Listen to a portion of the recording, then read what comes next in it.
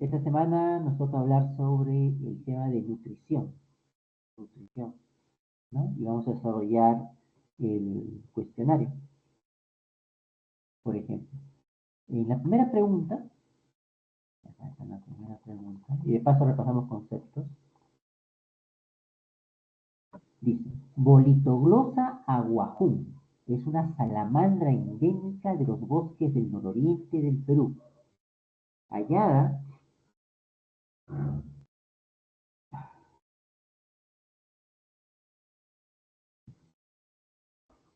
por investigadores del Museo de Historia Natural de la Universidad Nacional Mayor de San Marcos.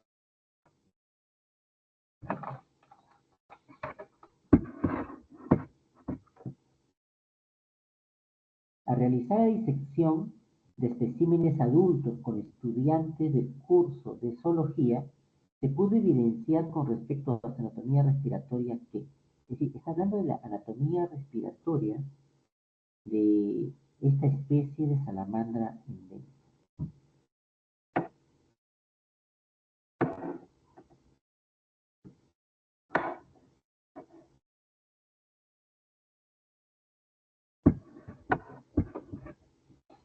Entonces, veamos acá.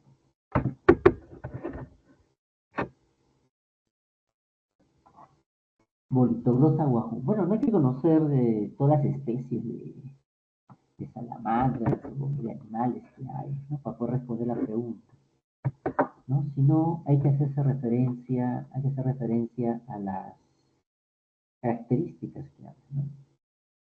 Que se hacen mención.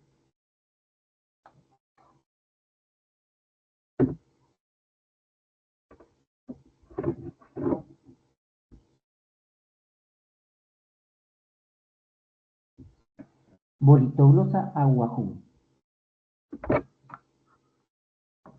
Vamos a ver, ¿no? Pero vamos a hablar de esta especie.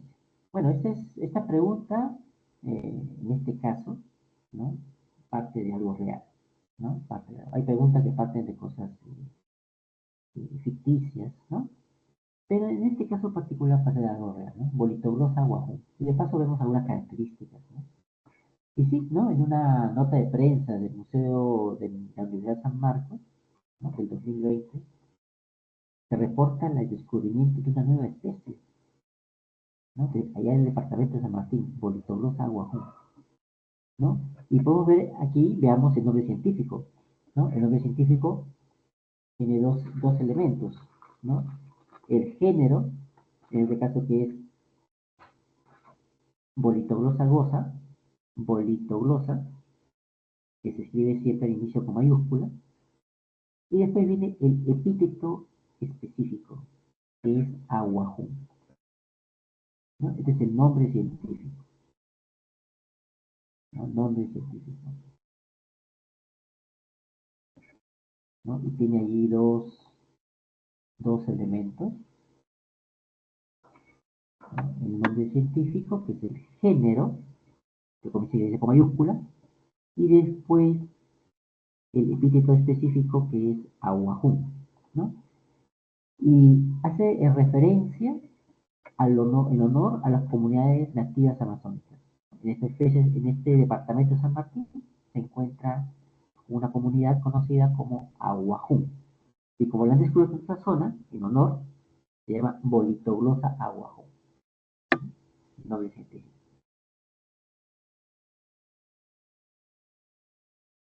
¿No? En este caso es una salamandra endémica, una salamandra, ¿no?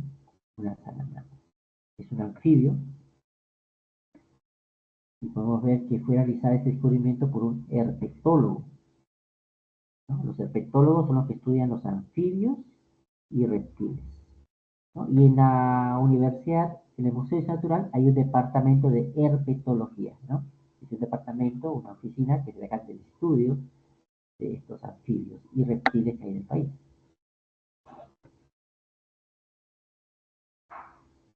¿no? Pero acá aparte, ya que cuando aprendemos a un rato repasando lo que es el nombre científico, lo que es una ciencia, un dominio de la biología, la herpetología, parte de la zoología, ¿no? Hay otra información más que no la pregunta. Es una salamandra endémica. La palabra endémica, endémica, hace referencia, uno, en general hace referencia a algo que pertenece de un lugar a un lugar o grupo específico, ¿no? Algo endémico, es decir, algo que tú encuentras en un lugar pero no lo encuentras en otro. Te encuentras en un lugar pero no lo encuentras en otro,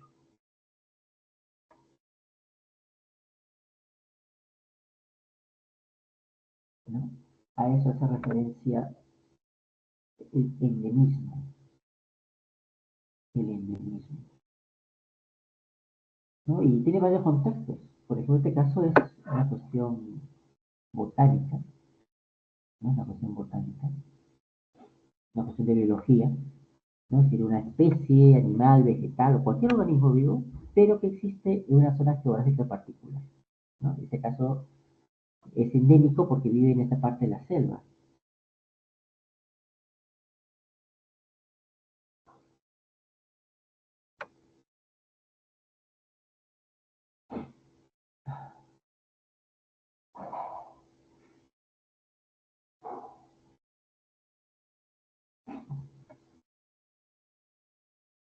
También veremos la palabra endémica cuando veamos casi en las semanas finales, salud, el tema salud. ¿No? Hay enfermedades que son endémicas. La fiebre de la orolla es endémica. En este caso, el endemismo está relacionado a que esa enfermedad es propia de un lugar.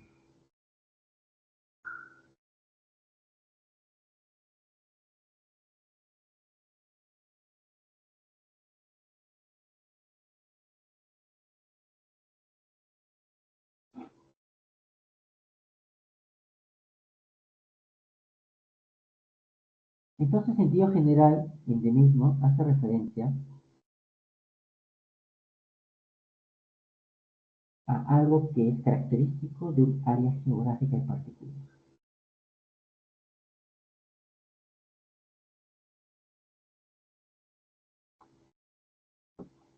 ¿Ya? Bueno, fue encontrada en los bosques eh, del noriente del Perú, hallada por investigadores del Museo de Historia Natural de la Universidad Nacional Mayor de San Marcos, a realizar la disección de especímenes adultos con estudiantes de zoología y se puede evidenciar con respecto a su anatomía respiratoria. Hablando de su anatomía respiratoria.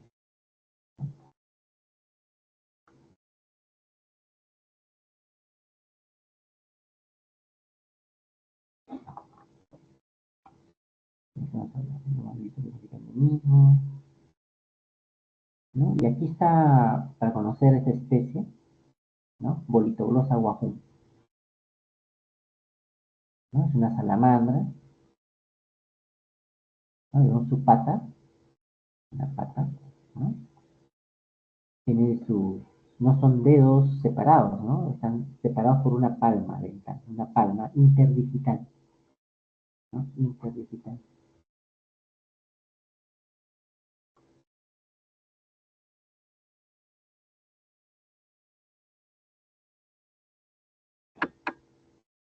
Acá podemos ver las salamandras en general, ¿no? Las salamandras en general tienen un ciclo de vida. Acá vemos acá el adulto, la salamandra adulto, son reproducción sexual, ponen huevos,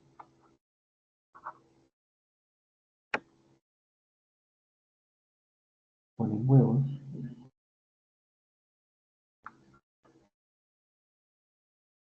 Ahí vemos cómo ponen huevos en las zonas acuáticas, ¿no? Ahí está, junto a las raíces. En este caso, pueden poner huevos quizás en rocas, pero siempre en zonas del río, ¿no? En zonas del río. Y de ahí nacen las larvas, ¿no? Y las larvas pasan por un proceso de metamorfosis,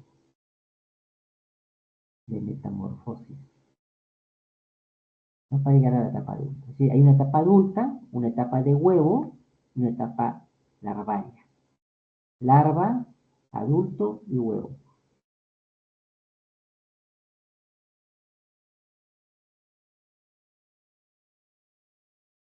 En este caso, los anfibios, vamos a tener acá dos tipos, ¿no? Los anuros, que se le llama así porque tienen sin cola, como es la rana, el sapo, ¿no? Anuros, sin cola, la rana y el sapo. Y tenemos a los uroderos, como las salamandras, ¿sí? Ellos tienen con cola, los uroderos tienen cola, ahí tenemos a las salamandras, a los tritones, ¿no? Son batrachos con cola. Todos ellos tienen una forma de vida, como les menciono, ¿no? En un estado adulto, ponen huevos, y un estado larvario acuático, que sufre metamorfosis y pasa a una forma de vida terrestre.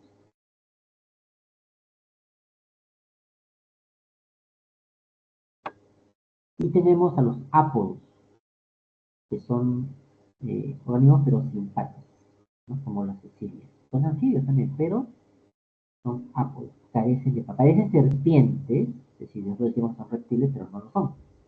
Por su ciclo de vida, comparten todas estas características en común, ¿no? Son cecilias. Un ejemplo son los ápodos. Entonces, bueno, son los ápodos. Bueno,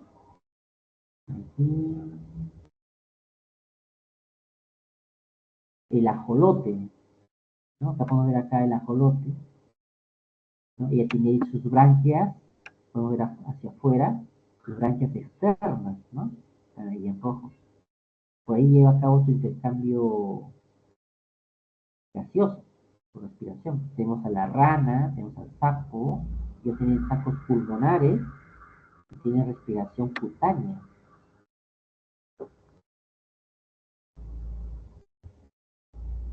Tenemos la salamandra, las cecilias, tiene respiración cutánea y sacos pulmonares.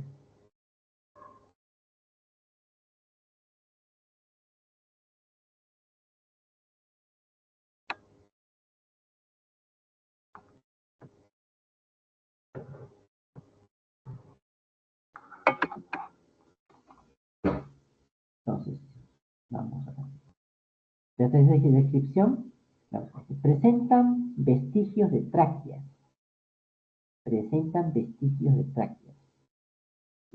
Estos animales no presentan tráqueas para respirar. Las tráqueas son características de los insectos. Son características de los insectos. Vamos a ver acá.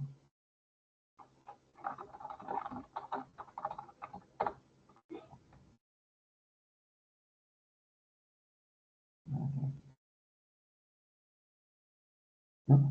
El cuerpo de los insectos está, está formado por células, etc., pero entre todas ellas, entre todas estas células, entre todas estas células, ¿no? Hay una serie de conductos, así como los conductos de aire acondicionado, ¿no? Conductos que van a cada célula del cuerpo, como podemos ver acá en esta en azul. Esos conductos se llaman tráqueas, ¿no? Y las tráqueas se abren al exterior por medio de unos orificios llamados estigmas. Aquí podemos ver al insecto y podemos ver los estigmas, ¿no? En su abdomen, sus puntitos negros. Esos estigmas se forman tubos, las tráqueas, que se ramifican en tráqueas secundarias, primarias, terciarias, etc. Se van ramificando y van llegando a cada célula del cuerpo. Es así que cada célula recibe oxígeno, con un solo movimiento. Este animal, su cuerpo se estira y se contrae para poder respirar su cuerpo. Y al hacer un solo movimiento respiratorio, el oxígeno llega a todas las células del cuerpo instantáneamente. Y se produce un intercambio gaseoso eliminando CO2. Con otro movimiento lo expulsa. Otro movimiento, los insectos tienen el sistema respiratorio más eficiente del reino animal. Mientras que, por ejemplo, en nosotros los humanos, tomando como ejemplo los mamíferos, cuando respiramos, el intercambio gaseoso se produce en los pulmones, ¿sí o no? Y después la sangre es llevada al corazón. ¿De cuántos pasos hay? Y el corazón bombea la sangre para distribuir el gas a cada célula. Entonces demora un tiempo, porque no es instantáneo, demora un tiempo, ¿no? Entonces, en ese aspecto los insectos no ganan, ¿no? Con un solo movimiento ya todas sus células tienen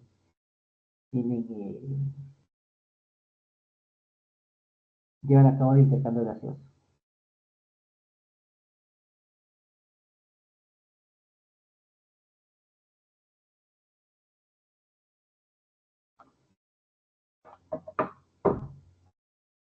Sistema traqueal en insectos, ¿sabes? ¿No? El estigma, las tráqueas, a ver, podemos ver algo más.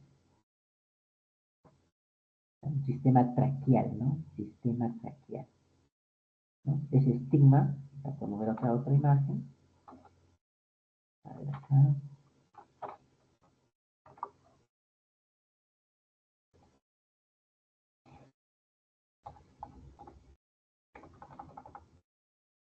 ¿No?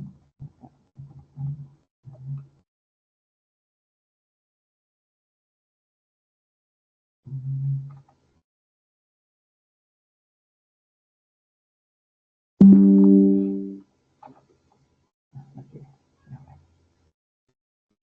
¿no? Aquí podemos ver, acá, ¿no? Están los espiráculos, ¿no? Espiráculos o estigmas, ¿ya? Estigmas o espiráculos. Y ahí está la tráquea, y la tráquea se divide en traqueolas, y estas traqueolas, como podemos ver, llega a cada célula del cuerpo, ¿no? Y ahí se produce el intercambio gaseoso. Es una forma muy eficiente. Es una forma muy eficiente. Espiráculo o estigma, ¿no? Son sinónimos.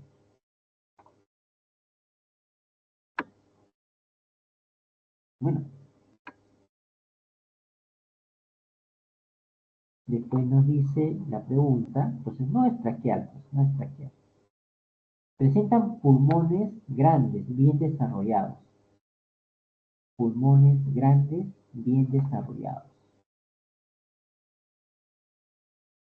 ¿no? Los pulmones grandes, bien desarrollados, los tenemos los mamíferos, ¿no?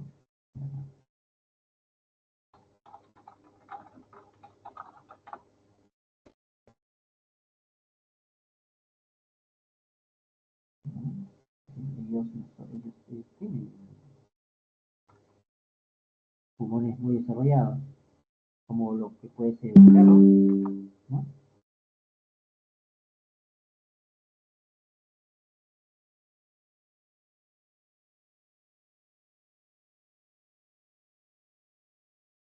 ¿No? Ahí está el pulmón, ahí en rosado, marroncito, ¿no? Pulmón en el tronco de los animales, de los mamíferos, ¿no? Y este pulmón tiene unos capilares, los sanguíneos, que llegan a unas estructuras conocidas como los alveolos, estas bolitas que vemos acá. Y esos son los alveolos donde se lleva a cabo el intercambio gaseoso.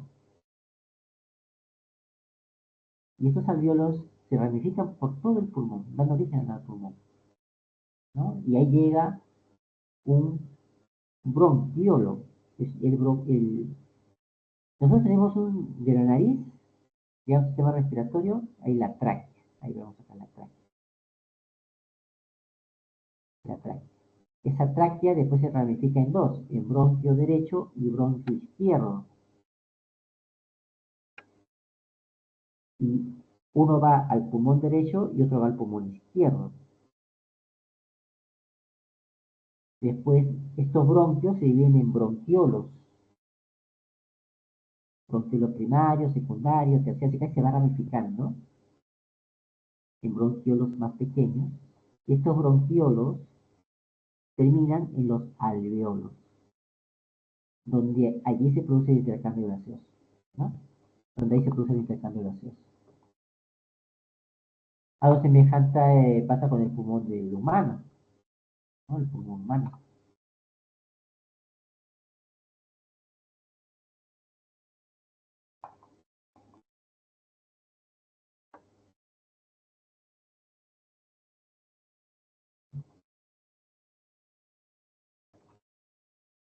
¿no? Aquí está el pulmón humano. En el pulmón humano ¿está? Tenemos la tráquea,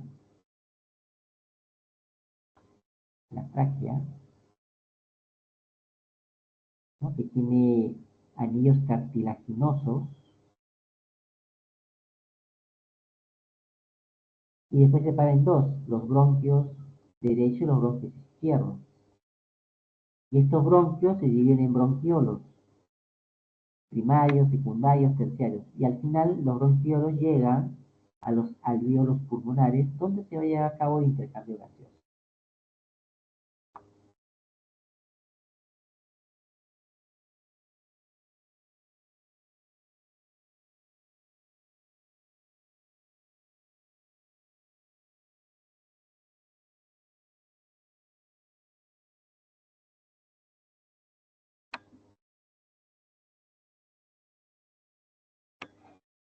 En los, hay un grado de evolución, ¿no? Este aparato, este sistema, este órgano que permite el intercambio gaseoso.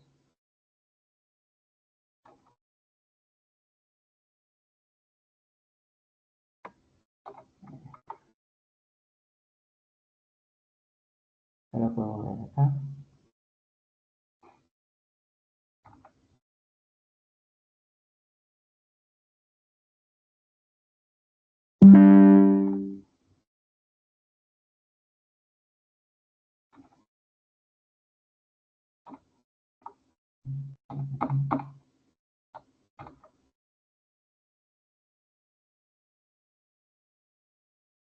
Cuando hablamos de pulmón, hacemos referencia a ese órgano que permite el intercambio gaseoso. Que permite el intercambio gaseoso. En caso de los anfibios, podemos ver acá el pulmón, no, es una bolsa, es una bolsa, cuyo intercambio gaseoso se produce en las membranas externas, ¿no? Es como el saco pulmonar, le dicen. ¿Ya? Sí. En los reptiles, este pulmón se encuentra con mayor cantidad de invaginaciones, como lo podemos ver, ¿no? Es un saco respiratorio, un saco pulmonar, pero se encuentra ramificado. Y ya en los mamíferos y aves, este pulmón tiene la estructura explicada, es decir, ya comienza a presentar estas invaginaciones que vemos ahí, ya comienzan a formarse los alvéolos pulmonares, los alvéolos pulmonares, como podemos ver acá, ¿no? Presencia de sacos alveolares. Son los espacios que hay dentro del alvéolo pulmonar, ¿no? Y el bronquio comienza a ramificarse en bronquiolos, ¿no? Entonces ahí vemos cómo va progresando evolutivamente los, los pulmones, ¿no? en los animales. En cambio, en insectos, bueno, ya hemos visto en insectos con un sistema traqueal. En los arácnidos, ¿no? Hay un pulmón que se llama así, pulmón en forma de libro y es dorsal, ¿no? Un saco membranoso, pero en forma de un libro con varias páginas, ¿no? Es laminar, donde se acabó el intercambio gaseoso. Y una estructura globosa en el caso de los eh, moluscos, moluscos terrestres, como viene a ser acá un gasterópodo, que es un caracol, que es un caracol.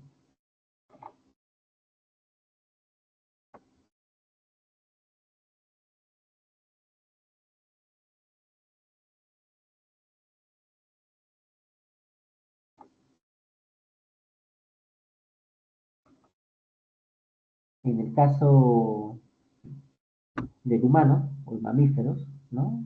El mecanismo de respiración comprende dos movimientos, el movimiento de expiración y el movimiento de inspiración, ¿no?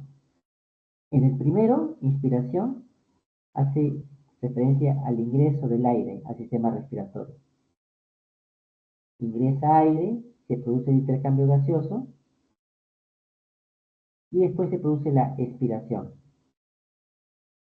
¿no? Para la salida del aire del sistema respiratorio. Aquí intervienen, las ¿qué intervienen? Intervienen los músculos intercostales. Los músculos intercostales.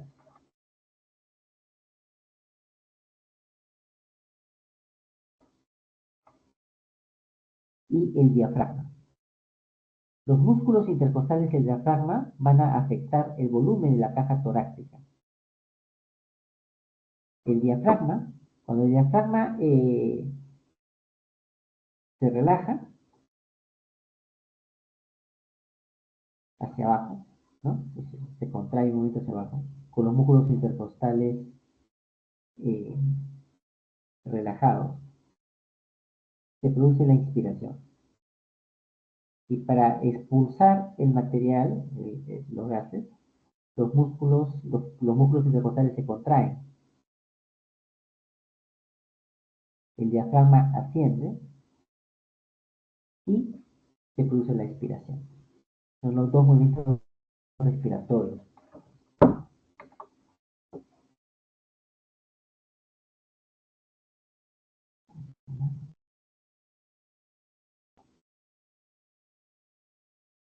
Allá, lo podemos separar.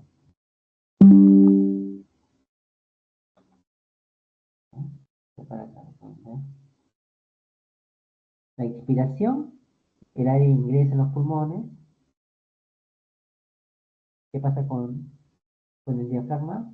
El diafragma se contrae, descenso, la contracción de los músculos intercostales y la expiración, que es la salida, se produce cuando se produce la relajación, ¿no?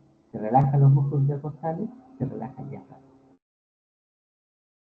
se relaja el diafragma, se produce la salida del aire.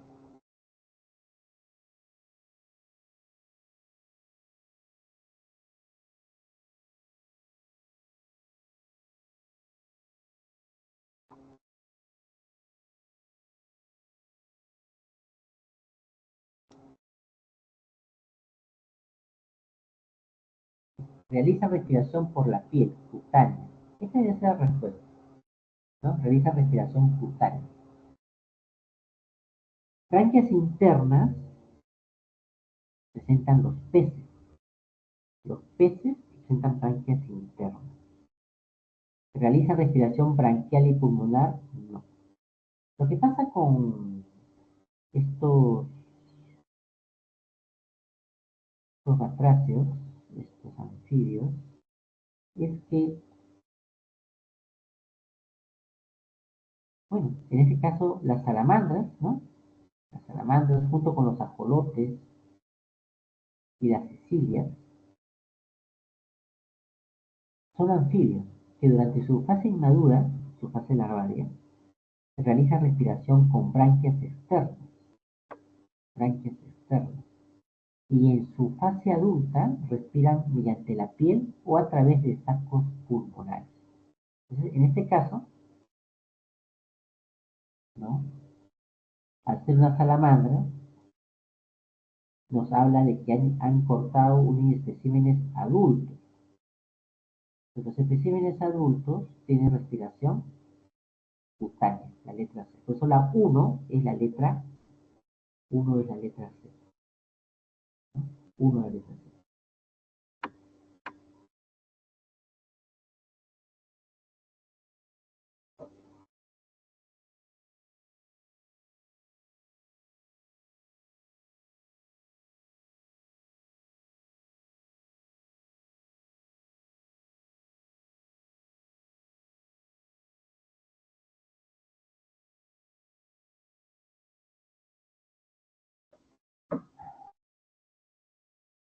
La pregunta 2 dice lo siguiente. Las bacterias nitrificantes son capaces de convertir el amoníaco en nitratos por procesos de oxidación. Que con respecto a su tipo de nutrición, indique el valor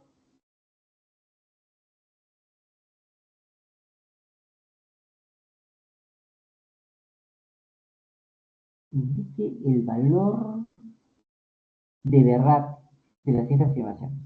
Bueno, entonces aquí, si nos está hablando de las bacterias nitrificantes, aprovechemos y comprendamos a qué se hace referencia.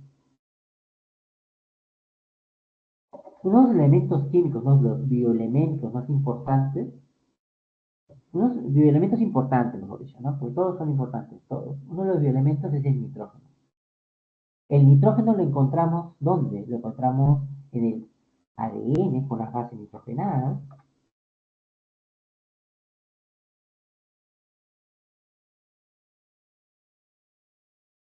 Lo encontramos en el ADN, ¿no? Lo encontramos con las bases nitrogenadas, ¿no? Entonces se llaman bases nitrogenadas, la purina, la pirimidina, la adenina, timina, citosina, guanina, tienen nitrógeno.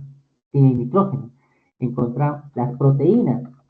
Las proteínas tienen nitrógeno, tienen un grupo amino que tiene NH3, ¿no? Es nitrógeno, ¿no? Entonces, el nitrógeno interviene en la constitución de proteínas, interviene en la constitución del ADN, que son biomoléculas importantes, ¿no? El ADN transmite la información genética y las proteínas forman la estructura de los cuerpos, de los seres vivos.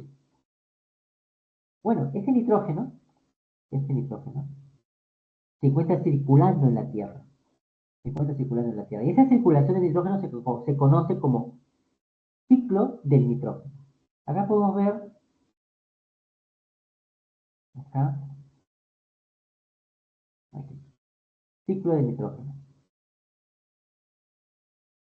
Bueno, en el mar, ¿no? En el ambiente acuático, el nitrógeno, el nitrógeno atmosférico, que es N2, entra a través del oleaje, se va mezclando, ¿no? Con el agua de mar, y este nitrógeno es convertido, nitrógeno molecular, es convertido en amoníaco. Este amoníaco puede provenir también de otras fuentes, de la excreción de los peces, de los animales que hay en el ambiente acuático, ¿no? Los animales que hay en el ambiente acuático, hay varios. Ellos excretan nitrógeno, producto del metabolismo, de ADN y de proteínas, y es amoníaco NH3.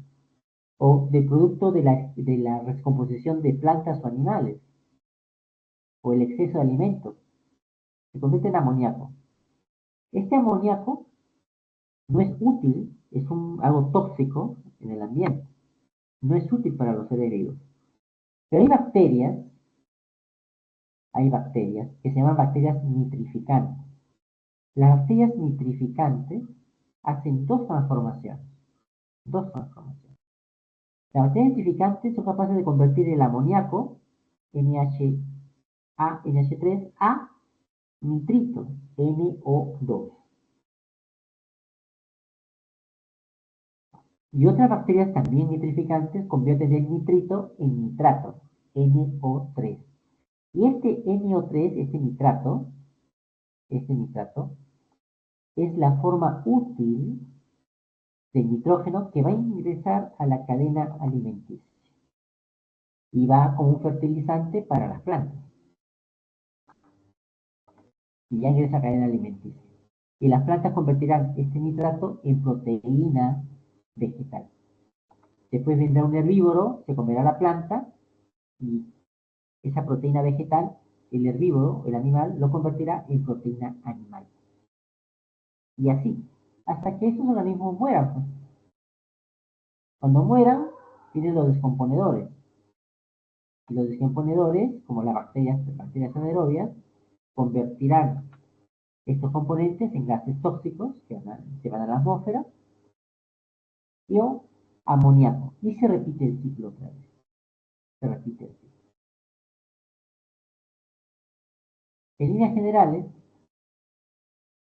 en líneas generales, el ciclo de nitrógeno comprende un paso que la fijación, que es el nitrógeno de la atmósfera, se convierte en amonio.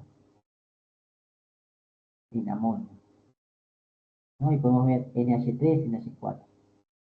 Después intervienen las bacterias nitrificantes, que convierten el amonio en NO2, la nitrificación, y convierten este NO2 en ¿qué más? En NO3.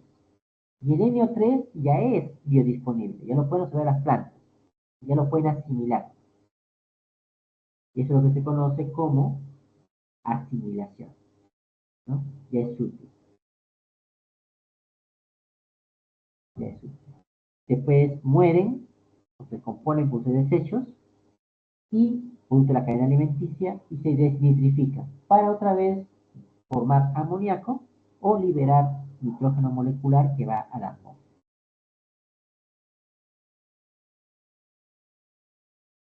Les decía que hay dos pasos en la bacteria nitrificante, ¿no? Hay dos pasos para la bacteria. El primer paso es convertir el amoníaco, convertirlo en nitrito,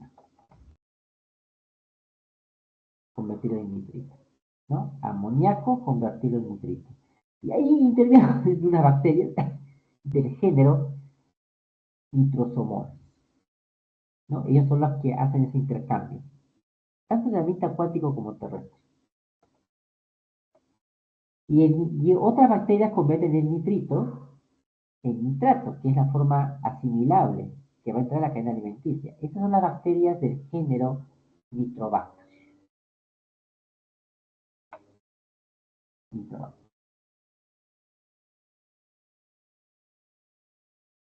Bueno, veamos las alternativas. ¿Cuál es la correcta? La número uno dice realizan quimiosíntesis. Realizan quimiosíntesis. Las bacterias nitrificantes, ya saben lo que son, ¿no?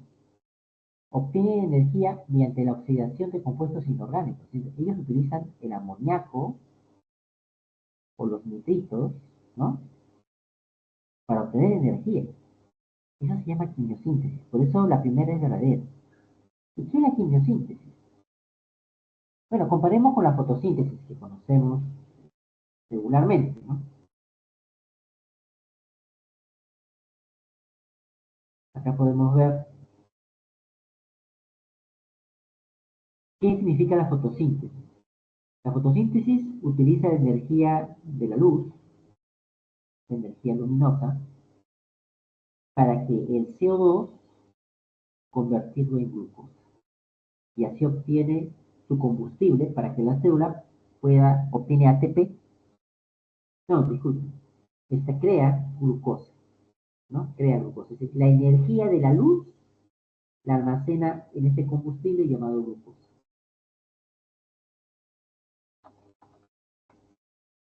En la quimiosíntesis, la energía que va a usar para almacenar la glucosa proviene, proviene de la oxidación de sustancias. Por ejemplo, el amoníaco o puede ser el nitrito, se va a oxidar, se va a oxidar. ¿No? Podemos ver cómo el oxígeno ingresa como un agente oxidante y se produce la forma oxidada del amoníaco, se llama nitrito, y la forma oxidada del nitrito se llama nitrato. En este proceso se libera energía y esta energía, estos organismos nitrificantes, la utilizan para convertir el CO2 y almacenar la energía que han obtenido en la molécula de glucosa. Entonces, en la fotosíntesis utilizan energía de la luz solar para poder obtener glucosa, para poder, esa energía, mejor dicho, la energía de la luz solar la almacenan en la glucosa. Los quimiosintéticos utilizan la energía de los compuestos químicos, en este caso los compuestos químicos, para almacenarla en la glucosa. Los quimiosintéticos pueden usar compuestos químicos inorgánicos, como es en este caso el amoníaco, como es el nitrito. O pueden usar otros compuestos orgánicos. Pueden usar grasas, carbohidratos, proteínas, aminoácidos, bases nitrogenadas, etc.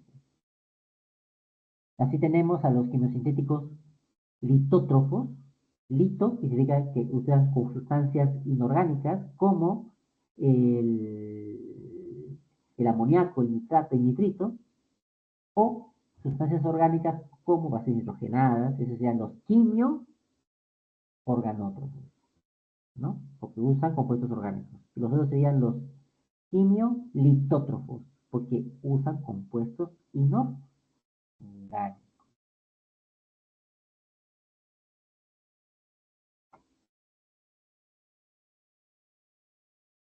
Por eso la número uno es verdadero.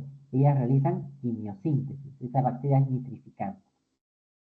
Nutrición holozoica, no, no son nutrición holozoica. Holozoica es cuando uno ingiere materia orgánica compleja. Pues es característico de animales. Por ejemplo, cuando comes una zanahoria, te estás comiendo la zanahoria, materia compleja, ¿no? Algo sólido. Cuando estás comiendo un pollo, estás consumiendo materia orgánica sólida, algo complejo. Estás comiendo holozoico, ¿no? Y lo holozoico hace referencia holo a complejo, completo, ¿no? Completo, completo. Solución holozoica, cuando consumes materia orgánica compleja. Eso es falso, ¿no? Eso no hace esa bacteria. Son organismos quimiolitótrofos, correcto, ¿no? Porque son organismos, estas bacterias nitrificantes, que utilizan compuestos inorgánicos, como el amoníaco o los nitritos, ¿no? El amoníaco lo convierte en nitrito y nitrito en nitrato. ¿Son organismos quimiorganótrofos? Falso. No utilizan compuestos orgánicos para obtener energía. Similar a las ferrobacterias y sulfobacterias, verdadero, porque estas también son quimiolitótrofas. Una ferrobacteria, a ver,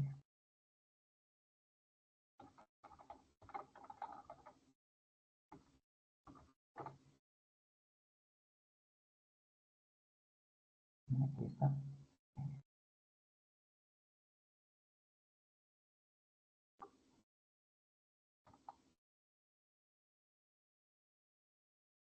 por ejemplo,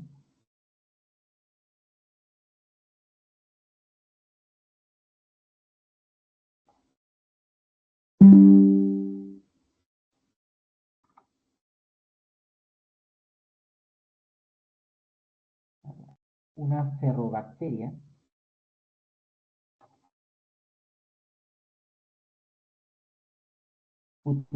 es un quimiolitótrofo. Utiliza en este caso, está usando un compuesto ferroso de carbono, el FeSO3, y lo oxidan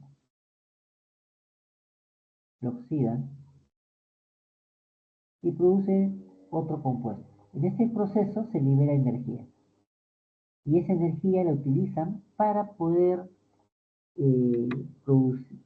Esa energía que se obtiene la almacenan en una molécula llamada glucosa, ¿no? Por las ferrobacterias.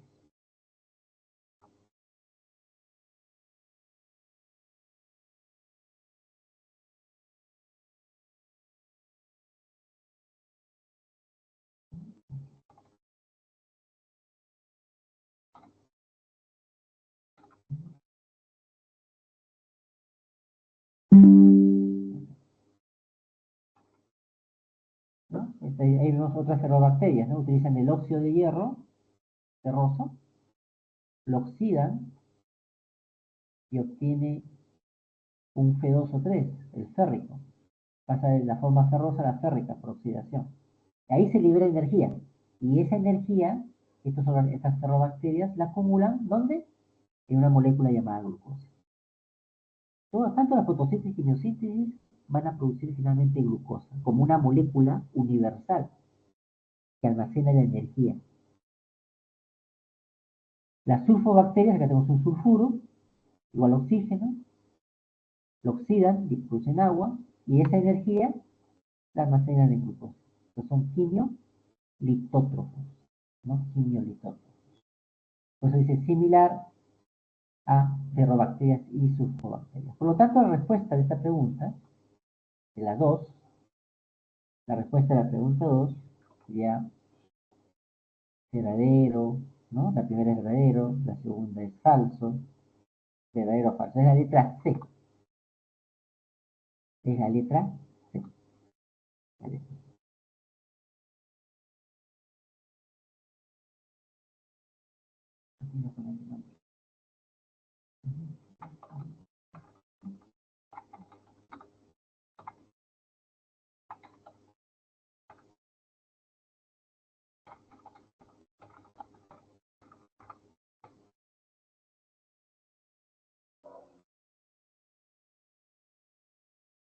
La letra C.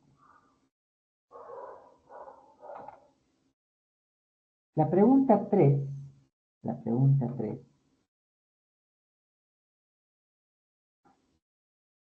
la pregunta 3.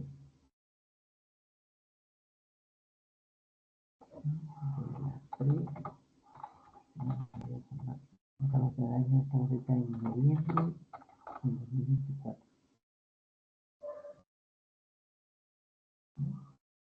Con respecto a la fotosíntesis y respiración, relacione,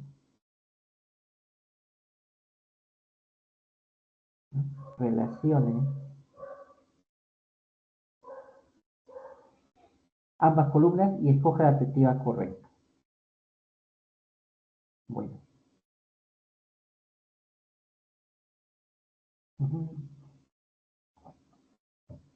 Habla de fotosíntesis.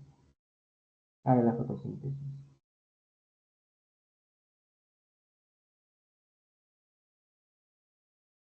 La fase luminosa, la fase oscura, la fermentación y la respiración aeróbica. Bueno, la fotosíntesis.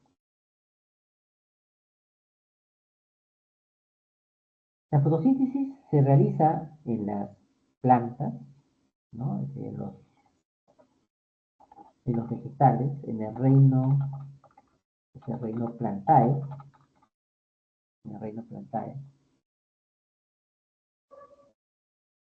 en unas estructuras conocidas como los cloroplastos. Los cloroplastos. Estos cloroplastos son organelas de doble membrana. Tiene una membrana externa, una membrana interna. Entre ambas membranas hay un espacio que se llama espacio intermembrana, ¿no? Y poseen unas estructuras conocidas como los tilacoides, que son como bolsas apiladas una encima de otra. Estos tilacoides apilados forman una estructura llamada el grana. Es un apilamiento de tilacoides, los granos.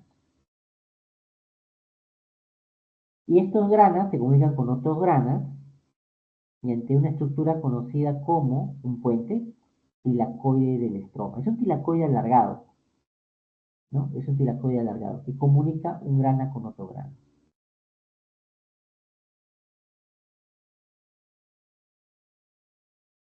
Es en los tilacoides donde se lleva a cabo una de las etapas de la fotosíntesis, que es la fase luminosa.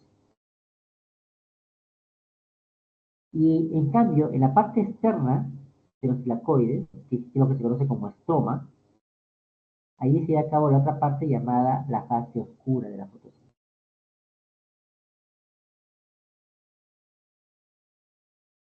La luz solar activa el sistema a nivel de tilacoides, donde se lleva a cabo la fase luminosa. Y después se produce la fase oscura.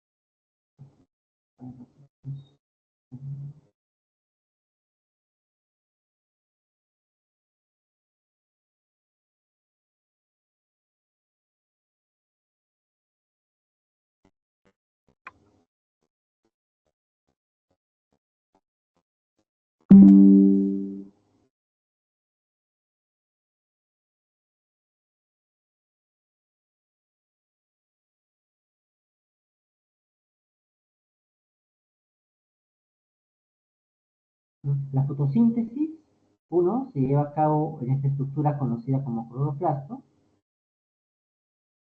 Aquí podemos ver unas células. La semana pasada hablamos de las células. Hay unas células que se llaman las células del parénquima, ¿no? El parénquima clorofiliano. Este parénquima clorofiliano es un tejido especializado para llevar a cabo la fotosíntesis, ¿no? Y lo encontramos en unas estructuras conocidas que se encuentran en la parte verde de la planta, en un órgano principal de las plantas que se llama las hojas, ¿no?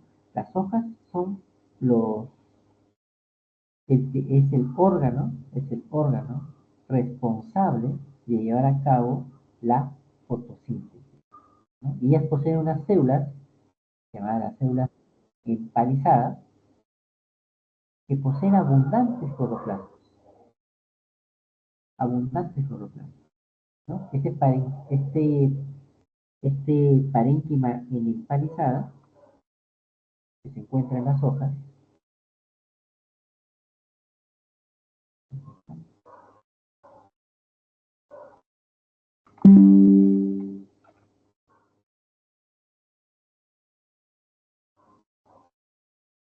¿no? Parénquima empalizada, que está arriba en azul, ¿no? Con la flechita, ¿no? Parénquima en empalizada, tiene abundantes cloroplastos. En esta imagen está simbolizado con puntos negritos, ¿no? Estos parénquimas empalizadas están en la parte del haz, donde la luz incide indirectamente. Y hay otro parénquima que es el parénquima esponjoso o lagunoso, que se encuentra en el envés de la hoja. Se llama así porque tiene espacios intercelulares. Su función de parénquima, que también tiene cloroplastos, por lo tanto también lleva a cabo fotosíntesis, pero su función principal en lagunoso es el intercambio gaseoso. ¿Qué es el intercambio gaseoso? El sistema parenquimático en empalizada es el tejido especializado para llevar a cabo la fotosíntesis. Y aquí estamos viendo en esta imagen, ¿no? Ese tejido parenquimático con abundantes cloroplastos, ¿no? Y esta es la máquina, la organela, semiautónoma, se llama semiautónoma, que se va a llevar a cabo el proceso fotosintético. Y se llama semiautónoma, ¿por qué? Semiautónoma, porque tiene una estructura llamada ADN, tiene su propio ADN, su propio ADN.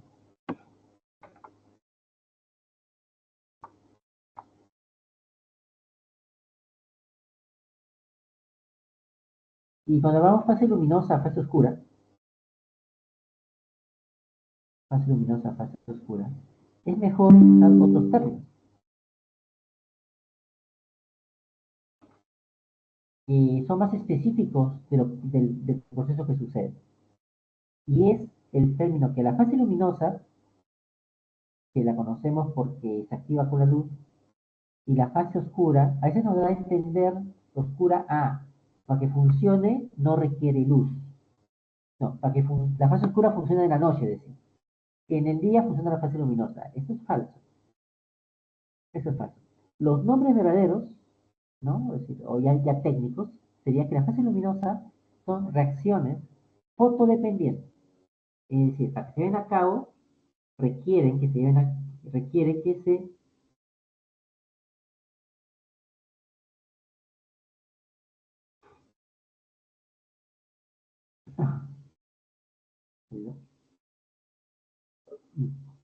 para que se lleve a cabo la fase luminosa se requiere de luz, se requiere de fotones. Es tan sensible el proceso de la fase luminosa, tan sensible, que basta un fotón, uno nada más, para que este funcione. Uno solamente. En cambio, en las reacciones oscuras, son reacciones que no dependen de la luz. Es decir, ahí sería el nombre, reacciones independientes de la luz. Independientes de la luz. Por lo tanto, la fase oscura se realiza tanto de día como de noche en la fotosíntesis convencional, ¿no? La fase oscura se realiza tanto de día como de noche en la fotosíntesis convencional. En lo que se refiere al nivel pre, hablamos de la fotosíntesis convencional, Porque la fotosíntesis convencional, lo que se describe, es la fotosíntesis conocida como fotosíntesis C3. Fotosíntesis C3.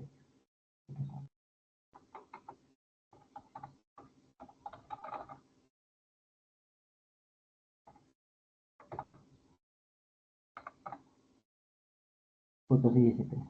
Este es a la que hace referencia. ¿Hay otro tipo de fotosíntesis? Sí. Hay fotosíntesis 4, hay fotosíntesis CAM. Hay otros tipos.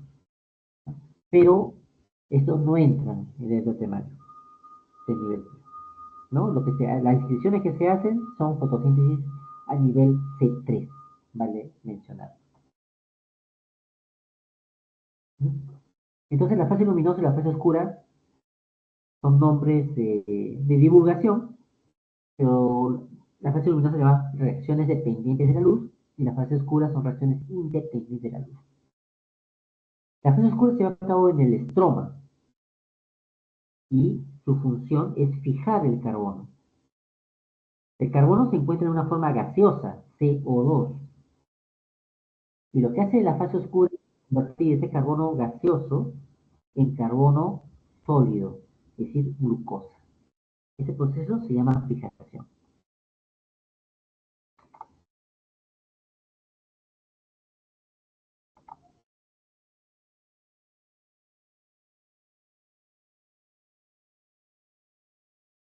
Bueno, entonces, vamos por acá.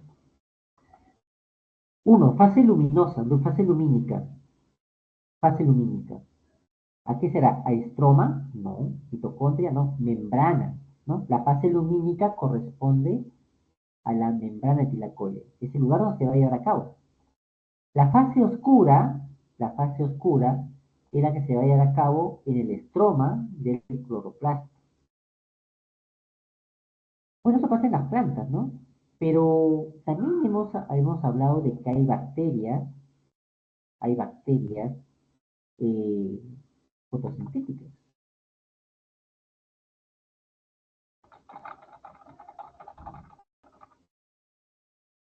¿no? Bacterias fotosintéticas.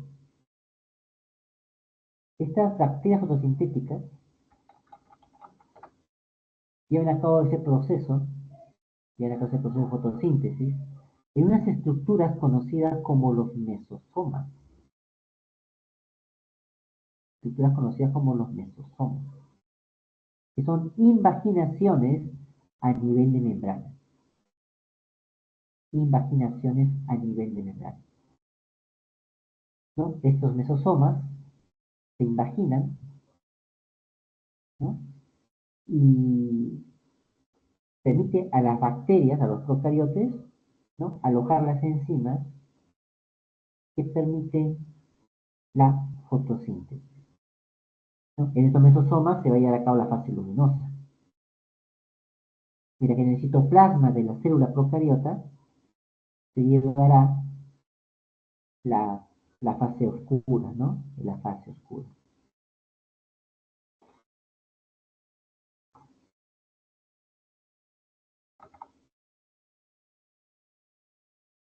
Después nos habla de la fermentación y la respiración. Y es que la fotosíntesis produce glucosa y esa glucosa después va a ser transformada a través del proceso, primer proceso es la glucólisis, que es un proceso anaerobio, la glucólisis, ¿no? En este proceso anaerobio, la glucosa se convierte en piruvato y se generan dos ATP. Es un proceso anaerobio. Después de este proceso anaerobio, este ácido pirúvico tiene dos rutas. Una ruta que es la fermentación, sigue siendo anaerobia, porque no hay oxígeno, no participa el oxígeno, y tenemos la que produce el ácido pirúvico, se transforma en ácido láctico, o pasa con las bacterias lácticas que producen el yogur, la leche En la leche crecen bacterias lácticas y estas bacterias lácticas producen este ácido láctico que denaturaliza las proteínas de la leche. Y ese alimento de descomposición se llama yogur, ¿no? El ácido láctico también lo producen los animales. Cuando hay actividad muscular fuerte, los músculos producen ácido láctico. Y el etanol, que es un alcohol producido por las levaduras. Producido por las levaduras.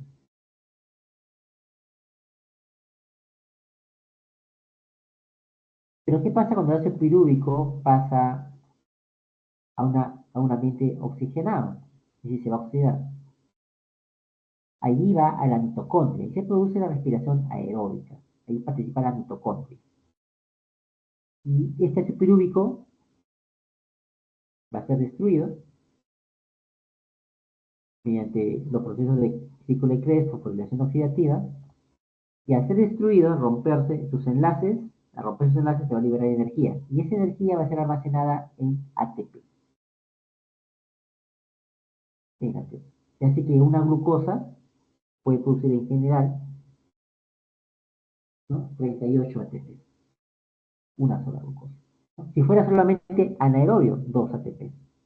Pero gracias a esta ventaja evolutiva de tener una oxidación aeróbica, es decir, una respiración aeróbica, se ganan 36 ATP, 18 veces más que la anaerobia. Es una gran ventaja energética.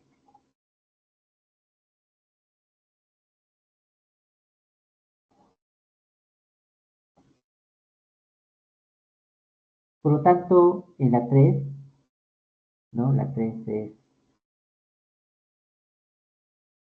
la fermentación, se acaba en el citoplasma, y la respiración aeróbica en la mitocondria.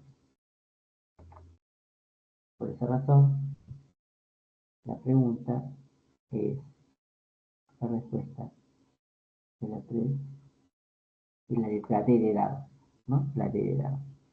4.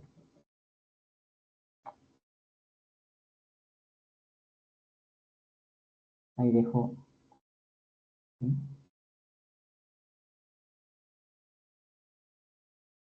4. Valor de verdad o falsedad. La fotólisis del agua libera protones y la TPasa regresa estos protones al electrón. Bueno, la fotólisis del agua.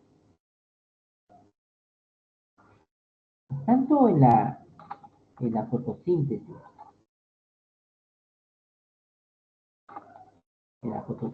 como en la respiración, tanto en la fotosíntesis como en la respiración, hay una molécula que es la donadora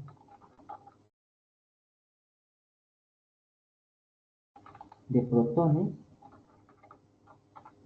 H+,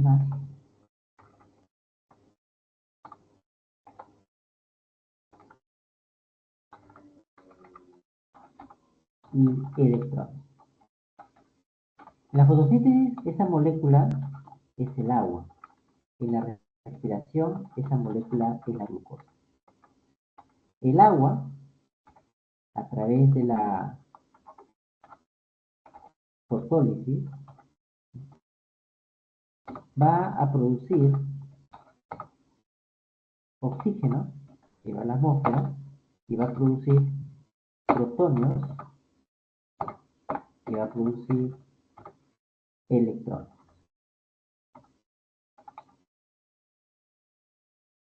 La respiración con la glucosa, a través de la glicólisis, a través de la glicólisis, a través del ciclo de Krebs, a través del ciclo de Krebs, va a producir CO2 y va a liberar hidrógeno y electrones.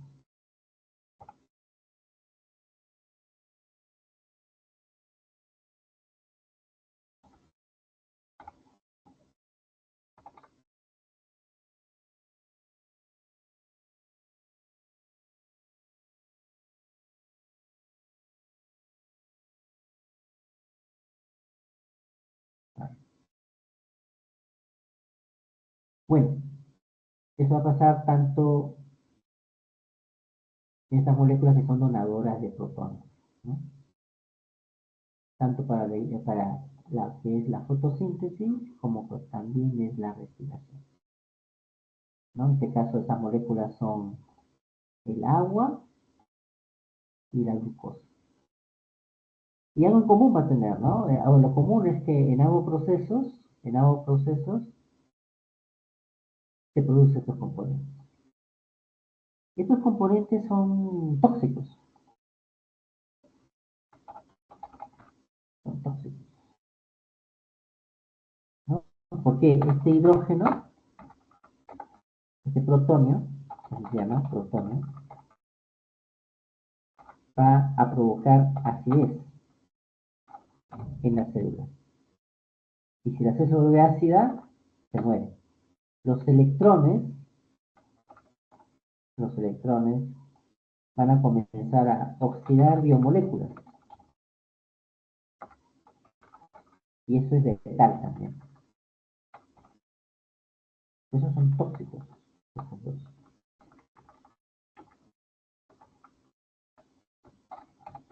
Y como son tóxicos, deben ser neutralizados. Deben ser neutralizados y eliminados.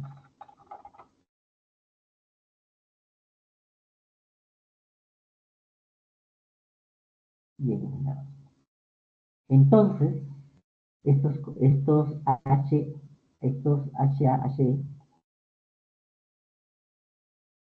van a ser transportados,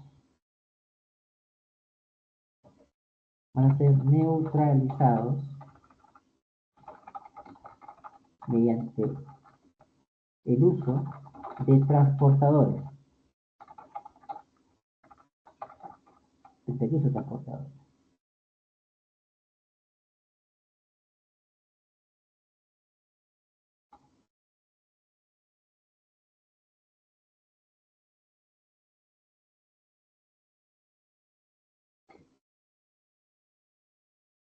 En este caso, se va a usar, en el caso de la fotosíntesis,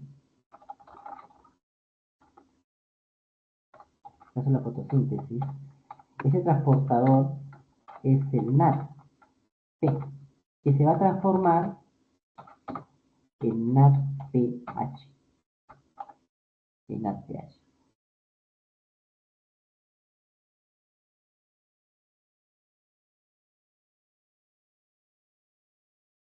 En el caso de la respiración, en el caso de la respiración, ese transportador va a ser el NAD, que se va a transformar en NADH, o el FAT, que se transformará en FATH2.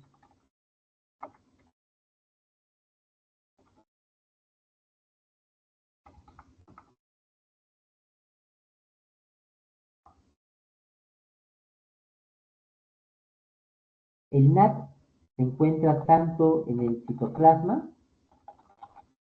como en la mitocondria.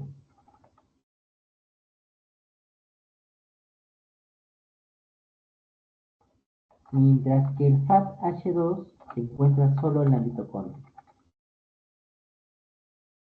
Solamente en la mitocondria, ¿no? En el citoplasma, este NAD se produce durante la glucólisis, mientras que en la mitocondria, este NAD se produce a través, cuando hay un paso de la acetilcoenzima A y durante el ciclo de Krebs. O ingresa este NAD a través del sistema de lanzadera. Mientras que el FATH2 se genera en la mitocondria por el ciclo de Krebs.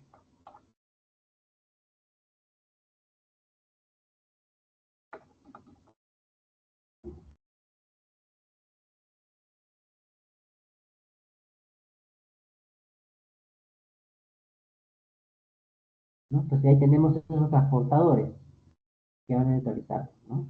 El NADP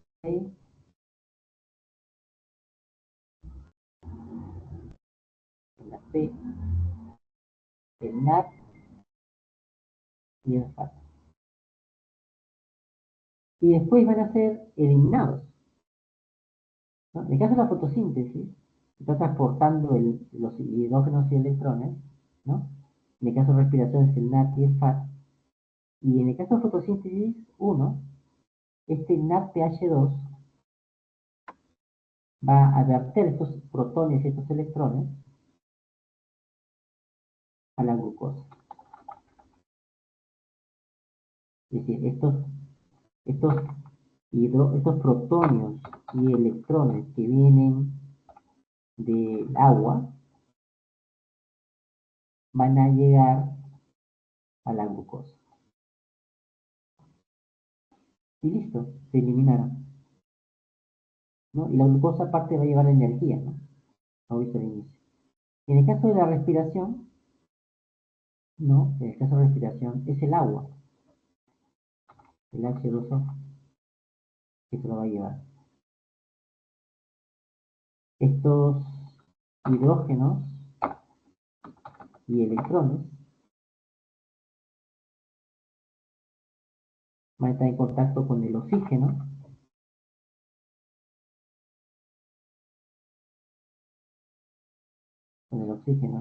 y va a provocar que el oxígeno se los lleve para formar agua. Listo, ya son eliminados. Ya son eliminados, ¿no?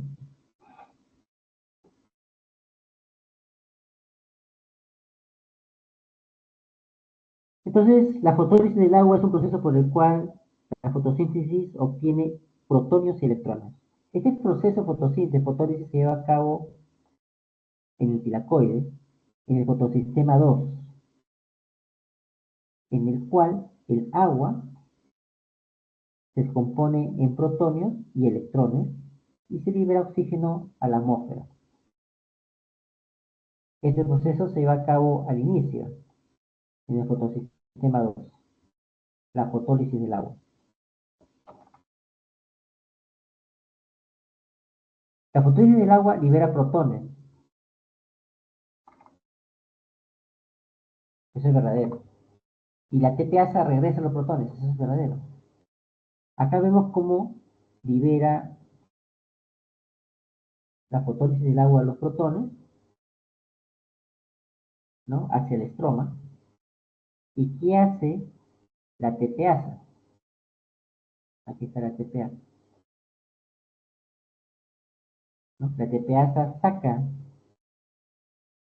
no, saca de la luz del tiracoidal, la luz del tiracoide hacia el estroma. Hacia el estroma. La fotólisis libera protones, ¿sí? Y la TPasa regresa esos protones al estroma. Y ahí se produce ATP. La primera es verdadera. El proceso por el cual la energía del gradiente de protones se utiliza para generar se llama quimiósmosis. Se llama quimiósmosis. Sí, se llama quimiósmosis.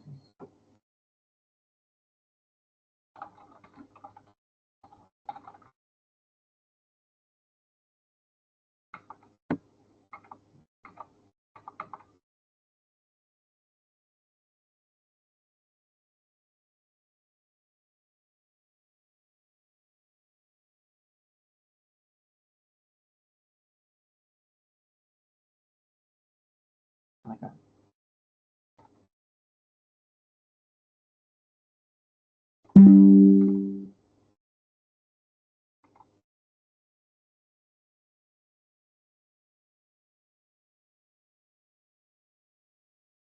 ¿Qué es la quimiósmosis? Aquí podemos ver en el estroma, hay unos puntitos negros. Esos puntitos negros son los protonios, los H+. Y podemos ver que en el estroma hay pocos H+, y que en la luz del tilacoide,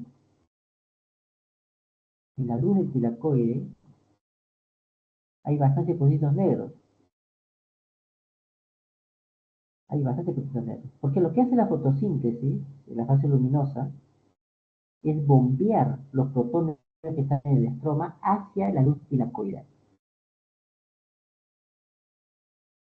Aquí podemos ver cuando el electrón se libera de la fotólisis, ese electrón hace un trabajo y comienza a transportar a través del complejo citocromo B6,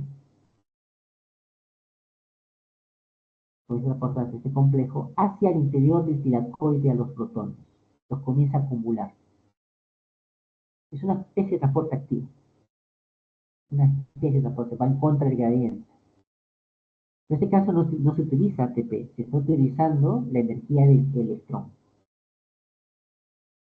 que es liberado del agua. Y comienza a concentrarse en la luz del tilacoide de los protonios. Lo que vemos acá. Esto es parte de la teoría quimiosmótica. Y como hay tanta concentración de protonios en el tilacoide, estos tienden a salir fuera del tilacoide. Pero solamente lo pueden hacer por algunos orificios predeterminados. ¿Qué posee la ATPasa? Solamente la ATPasa tiene un orificio que permite que los protonios salgan del tilacoide y al estroma. En ese momento que sale por el estroma, se produce ATP. Se produce ATP. Y esto explicaría lo que se conoce como teoría quimiosmótica. Como teoría quimiosmótica.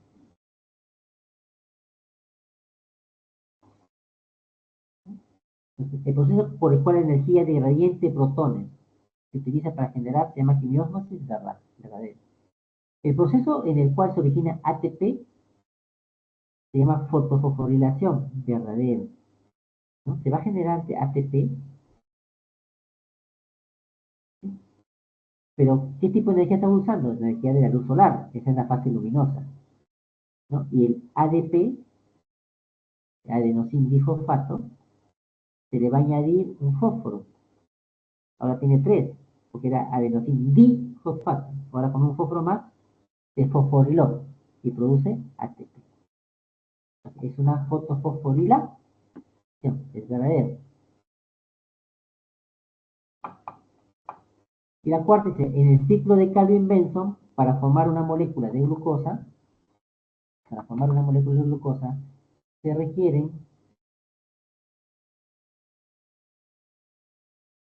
12 ATPs y 9 NADPH. Ahí está falso, porque ahí hay que corregir.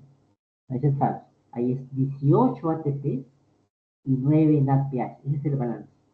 Para producir una glucosa se requieren 12 ATPs y 9 NADPH. Se requieren 18 y 12. Una molécula de 6 carbonos. Ahí había que reemplazarlo. Falsa, pues la alternativa en la letra B. Lo verdadero es que se requieren 18 ATPs y 12 NADPH para producir una glucosa. Entonces, la alternativa de la 4 es la letra B.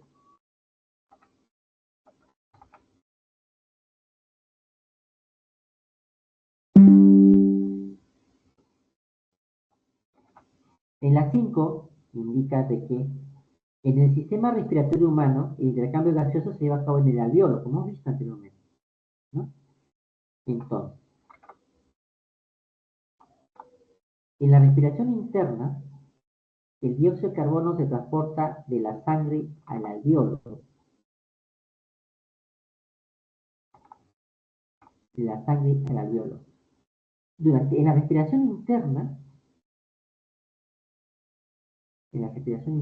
las células, los vasos sanguíneos, intercambian oxígeno y dióxido de carbono.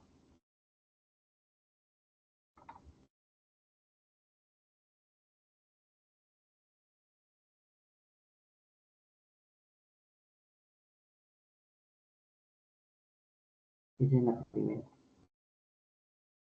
La respiración interna,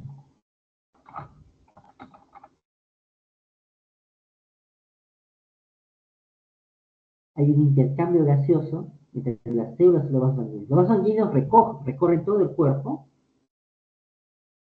por todo el cuerpo para recoger el dióxido de carbono y proporcionar oxígeno a las células.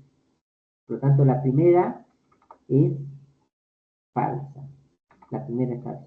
La hematosis es el movimiento del oxígeno desde el alveolo a la sangre y del dióxido de la sangre hacia el alveolo. Correcto. Es el hematosis, sinónimo de intercambio gaseoso, pero a nivel del alveolo pulmonar. A nivel del alveolo pulmonar. Mientras que la respiración interna es el intercambio gaseoso a nivel de células con sangre. Lo tenemos así, ¿no? Intercambio gaseoso entre la célula y la sangre es lo que se conoce como respiración interna. Y el intercambio entre la sangre y el alveolo es lo que se conoce como hematosis.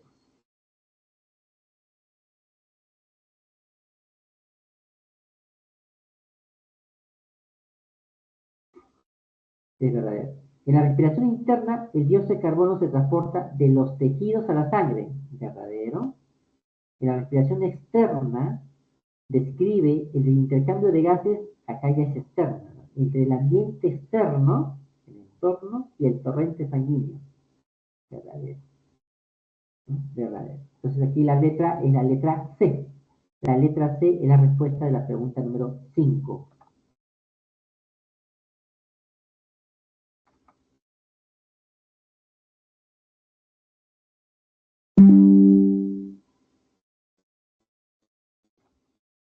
Seis.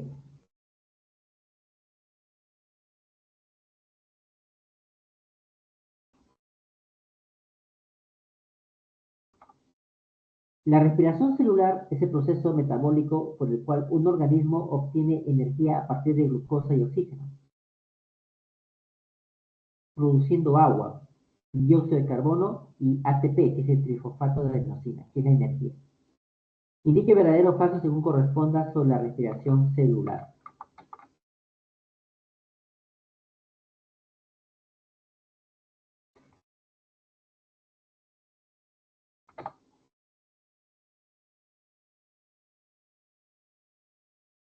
Ujú.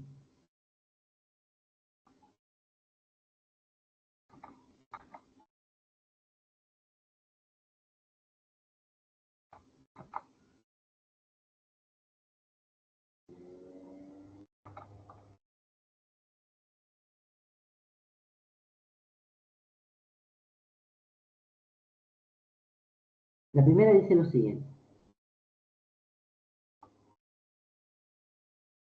En la vía glucolítica, a partir de una molécula de glucosa, se forman dos ácidos pirúvicos, dos NADH+, y dos ATP netos. ATP netos, ATP netos hace referencia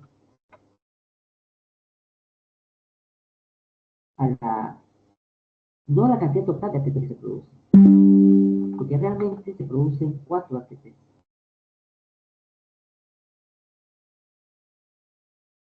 Durante la glucólisis se producen 4 ATP. Pero en el proceso de la glucólisis, en el proceso de la glucólisis,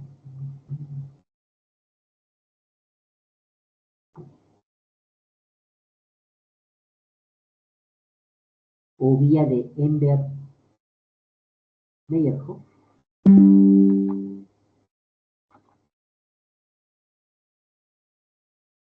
entra la glucosa y ¿qué se gasta? Se gasta 2 ATP.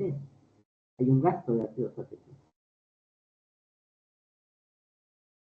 Y en el proceso, esta glucosa se convierte en fructosa 1,6 bifosfato. Un fósforo, es como la glucosa, es como que la glucosa, esa es la glucosa, ¿no? Y la fructosa, después se convierte en fructosa 1,6 fosfato. Recordemos que es una molécula de 6 carbonos. Y recibe un fósforo, vamos a ponerlo color rojo, en el carbono 1, y otro fósforo, y otro fósforo en el carbono 2. El carbono 6, disculpa. Ahí tengo la fructosa 1,6 bifosfato. Esta molécula que tiene alta energía, tiene los fósforos a ambos lados, en forma equidistante, se va a partir por la mitad y produce gliceraldehído 3-fosfato. Este gliceraldehído 3-fosfato se va a convertir después en piruvato y va a producir en general, en total, va a producir 4 ATP. Es decir, se utilizó 2, este fue el input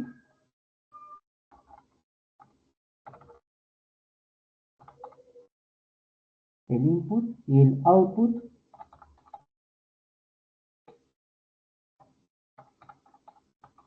fue 4. Entonces, bueno, la glucólisis produce 4 ATPs en total. Pero ¿cuál es el neto? Es decir, la ganancia. Es 4 menos 2, son 2 ATP. Además produce 2 NADH.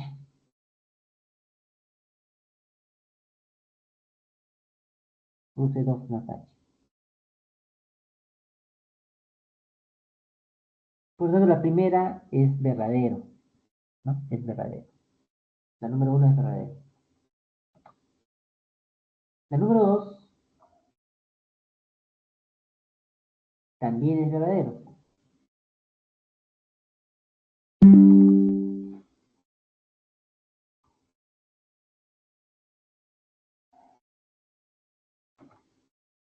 Por un NADH,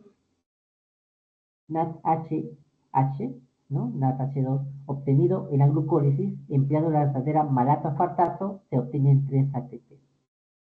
Sí. Hay un sistema llamado el sistema de lanzadera de NADH. Es que el NADH tiene, el NADH del citoplasma no puede ingresar a la mitocondria. No puede ingresar a la mitocondria.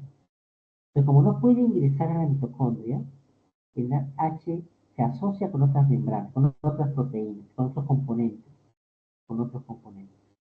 Y así disfrazado, asociado con otros, puede ingresar a la mitocondria. Puede ingresar a la mitocondria, ¿no? Ese sistema se llama el sistema de lanzadera. El sistema de lanzadera. En el caso de la lanzadera eh, malato-aspartato, se obtienen 2 ATP. En cambio, el otro, de la otra lanzadera, que es la glicerol 3-fosfato, se obtienen 2 ATP. 2. Glicerol fosfato 2 y malato-aspartato 3. La número 3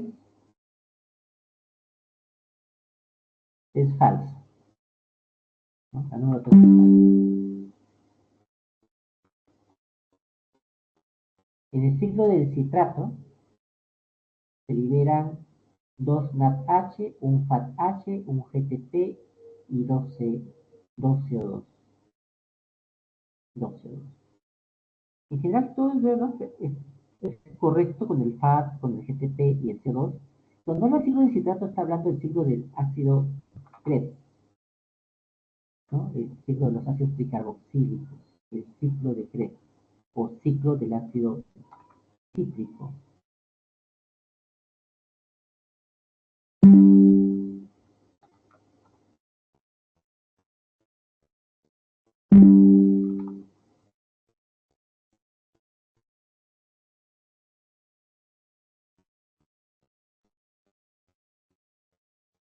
Ahí podemos ver acá el ciclo de Krebs, y ahí que contamos. Ahí se produce un NAD, se produce 2 NAD, se produce 3 NADH, se produce un FATH2, se produce un CO2, 2 CO2 y se produce un GTP. ¿Qué es un GTP que va a ser transformado en ATP? ¿Qué son los productos del ciclo de Krebs? 3H2, un FATH2, un GTP y 2 CO2.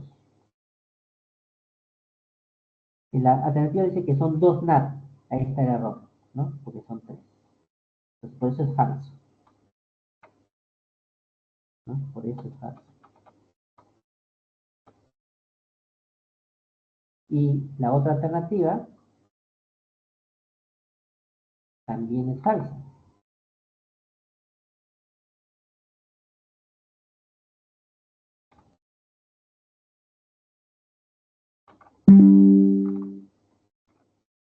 En la fosforilación oxidativa, por un NADH que llega a la cresta mitocondrial se liberan 2 ATPs y por un FAT se liberan 3. Es al revés. Es al revés. Es al revés.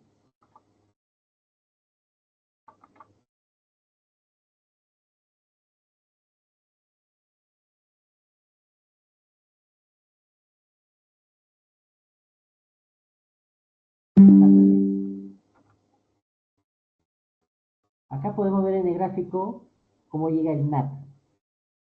Llega el NAD transportando los hidrógenos y electrones. Llega aquí, este NAD, y ¿qué va? Este NAD va a hacer un trabajo. Va a bombear un hidrógeno,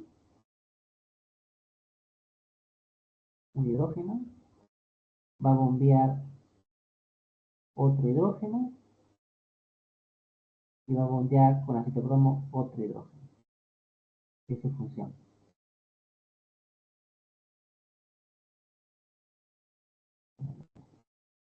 El NAD bombea 3 hidrógenos. El gas se va a convertir en 3 ATPs, para simplificarlo. En cambio, el FAT llega por acá.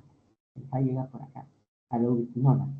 Y esta ubiquinona no transporta protonios, si nos damos cuenta. No está transportando nada, no transporta protonios. Recepciona los protonios y electrones del FAT. Y este FAT va a bombear 1 y va a bombear 2, que se van a convertir después en 2 ATP. Por lo tanto, es falso. El NAD produce 3 ATPs aproximadamente y el FAT2 produce 2, porque ingresa en un punto posterior de la cadena, ¿no? Posterior.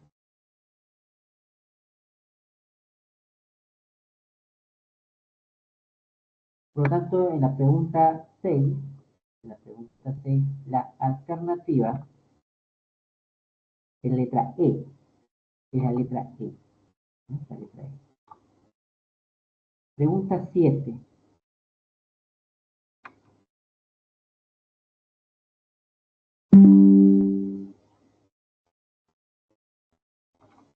El dióxido de carbono se transporta a través del torrente sanguíneo, ya sea disuelto en sangre, unido a la hemoglobina o convertido en iones bicarbonato. Bueno, la mayoría del dióxido de carbono viaja en el torrente sanguíneo en forma de ion bicarbonato. La mayoría viaja en forma de ion bicarbonato, no como carbamino hemoglobina. ¿No? Viaja como ion bicarbonato.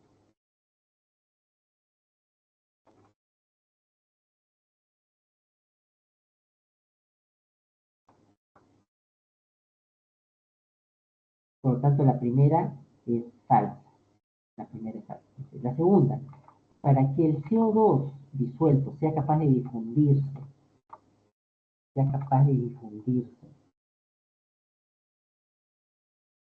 en el alveolo, los iones bicarbonato disueltos en el plasma forman ácido carbónico y por acción de la anhidrasa carbónica se forma dióxido de carbono y agua. Eso es verdadero. El CO2, el CO2 que se va a difundir en el alveolo es así. Los iones bicarbonato, si forman ion bicarbonato, ¿no? Van a formar un ácido que es el ácido carbónico. Y este ácido carbónico, por acción de una enzima anhidrasa carbónica, forma dióxido de carbono y agua. Es decir, el CO2 que está en la sangre viaja en forma de ácido carbónico. Y cuando llega al alveolo, la anhidrasa carbónica lo obtiene como dióxido y agua.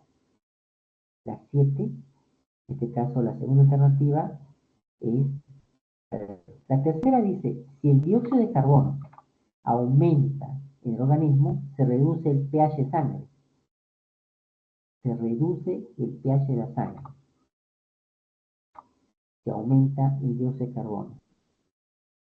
El dióxido de carbono acidifica. Si hay mayor CO2, la sangre se vuelve más ácida. Es lo que pasa con los océanos. Actualmente, con la contaminación que existe, los océanos se están acidificando. ¿Y por qué se acidifican? Porque como hay mucho CO2 en la atmósfera, este CO2 se disuelve en los océanos y el pH de los océanos está disminuyendo. Eso provoca la muerte del coral. Entonces, el dióxido de carbono, cuando está en exceso, acidifica el pH de la sangre.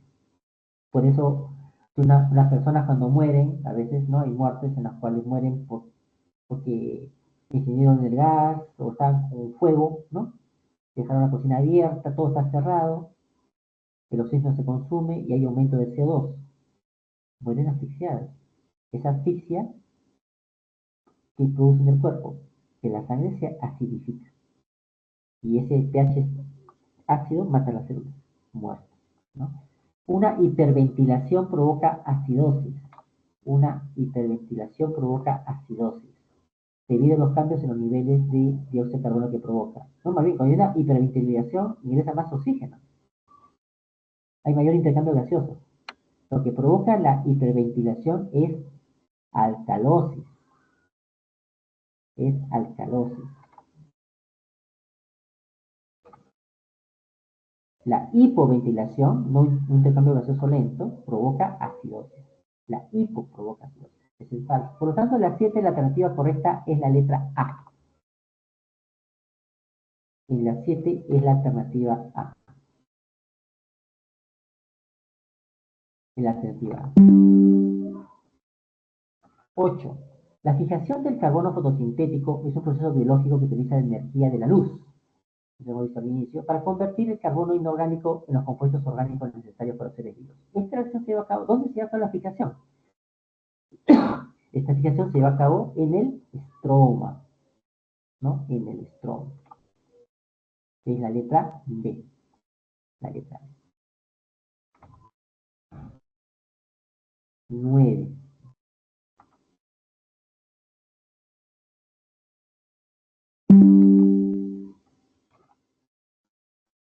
Indique lo incorrecto respecto a la respiración aerobia, anaerobia y la fermentación. En la fermentación láctica, el ácido pirúvico de la glucólisis, hasta ahí todo bien, cambia a ácido láctico y dióxido de carbono. Falso. Esto no va. Esto no va. Es allá, automáticamente. Esta es la falsa, ¿no? Es la letra A, porque no va dióxido de carbono. El dióxido de carbono no va en ese esquema. Solamente se produce ácido láctico. Es la 9A. 10.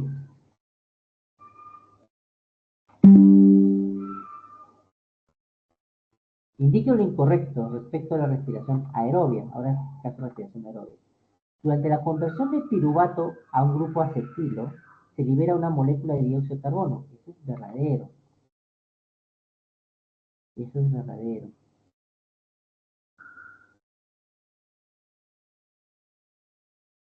Y es que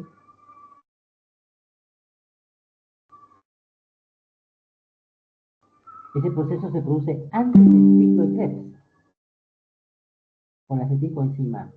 Ingresa el piruvato que tiene 3 carbonos, el piruvato tiene 3 carbonos, y ahí se produce uno, ahí vemos cómo pierde un CO2, se convierte en uno de 2 carbonos, y eso es transportado por la acetilcoenzima, ¿no? Se libera un CO2. Por lo tanto, la 10A es verdadero. 10A es verdadero. La acetilcoenzima A transporta un grupo acetilo hacia el ciclo de Krebs, correcto. Transporta el piruvato que ha perdido un carbono al ciclo de Krebs, verdadero. C. La cadena transportadora de electrones realiza falso. La cadena transportadora no realiza descarboxilación. La cadena transportadora de electrones, como su nombre dice, transporta electrones y bombea protones. Bombea protones. Es la C, la falsa. Esa es la fábrica. La cadena transportadora bombea protones. Esa es su función. Bombea protones.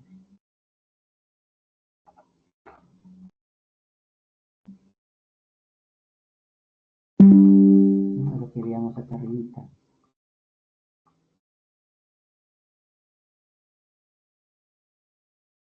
Ahí está la transportadora de electrones que está haciendo la cadena transportadora de electrones. Está bombeando protones hacia el interior. Bombea su función, bombear protones.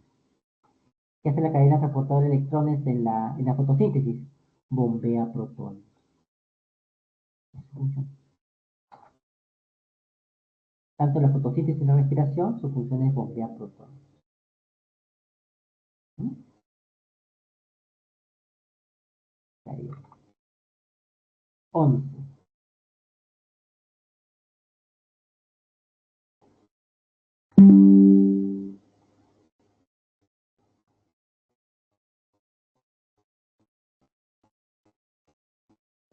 Indique lo correcto con respecto a la fotosíntesis. O sea, la quimiosmosis, ¿no? Que es el bombeo de los protones, para crear un gradiente y ese gradiente sea usado para producir ATP. En la 11, la correcta es la letra E. Todo lo demás es incorrecto, ¿no? Implica el movimiento de iones a través de una membrana. La A dice, conforme los electrones se desplazan, los complejos capturan la energía liberada y la usan para bombear los iones hidrógenos del espacio intermembrana hacia la matriz. Es al revés, es de la matriz al espacio intermembrana.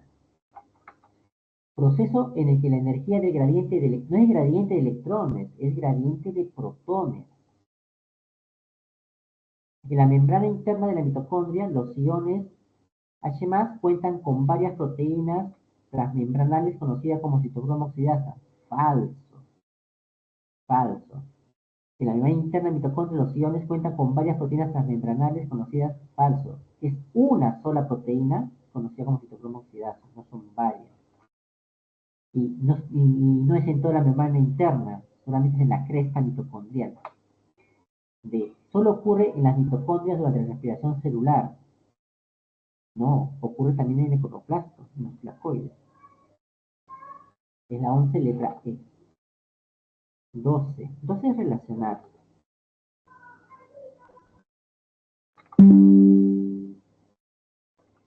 12 es relacionar, ¿no? De los tipos de nutrición que hay. En este caso, en la 12 es la alternativa C. Es la alternativa C, ¿no? 1A, holozoica, tienen los animales, conseguimos por materia compleja. 2C son los hongos. Los hongos son saprófagos, consumen materia en descomposición. Ellos producen enzimas que descomponen su entorno y de esta descomposición se nutren. Autótrofa, 3, letra D, los protozoos holofíticos, ¿no? Holofíticos. Holofíticos, es decir, fítico viene de plantas, ¿no? Vegetales. Y los quimiolitótrofos son las bacterias sulfurosas, ¿no? Como vimos aquí, es la 12, letra C. Los organismos holofíticos son también conocidos como organismos autótrofos.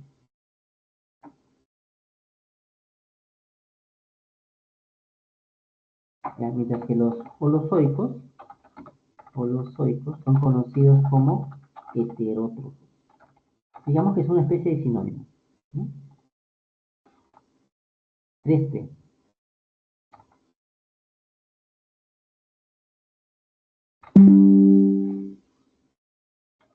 La fotofosforilación ocurre en la membrana tilacoide, correcto, de los cloroplastos de las células vegetales y puede ser cíclica o acíclica. Indique con respecto a la fosforilación cíclica, es los productos de la fosforilación, ¿no? Los productos de la fotofosforilación cíclica. La fotofosforilación cíclica solo obtiene ATP.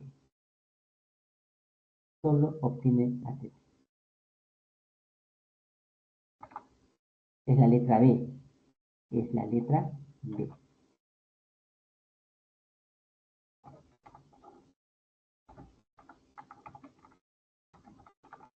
Es la letra B, ¿no?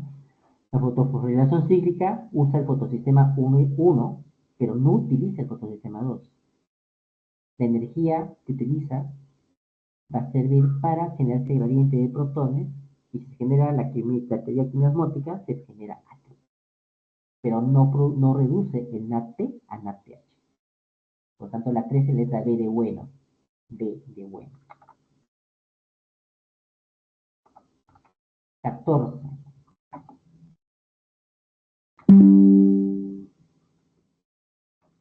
Cuando las plantas sufren estrés abiótico por escasez de agua, cierran sus estómagos. Eso lo vimos la semana pasada. Cierran sus estómagos.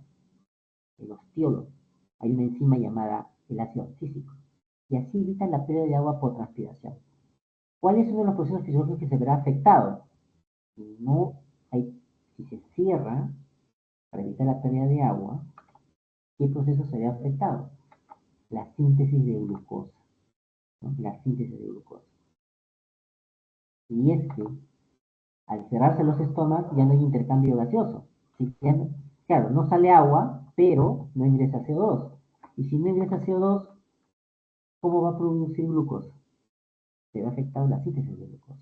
Por lo tanto, en la 14 es la letra D de dado, la síntesis de glucosa, 14D.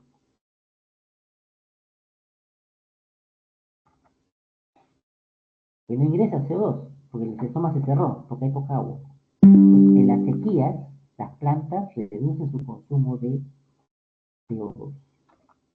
Y en la 15, algunos fungicidas derivados de la estrobilurina, bueno, en general fungicidas, aplicados para el control de plagas en la agricultura, actúan, y acá viene el asunto, como inhibidores de la cadena de electrones, el complejo 3, en la respiración. Inhiben el complejo 3. Y es aquí donde hay que recordar este gráfico. Entonces, está haciendo referencia a este gráfico.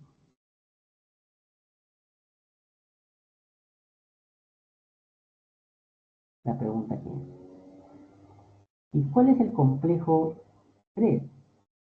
Este es el complejo 1, este es el complejo 2, este es el complejo 3 y la citocromo es el complejo 4. Si se inhibe este complejo, el citocromo C, ¿no? Es un fungicida que para matar a estos hongos aerobios, ya no va a continuar el proceso. Por lo tanto, no va a haber bombeo completo de protones. Entonces es aquí donde dice, existen tres tipos de inhibición de respiración. Se puede inhibir la cadena de electrones que bloquean los complejos, impidiendo que pase de protones por la membrana mitocondrial. Por tanto, si no pasan protones, eso afecta la producción de ATP. Porque se anula la energía.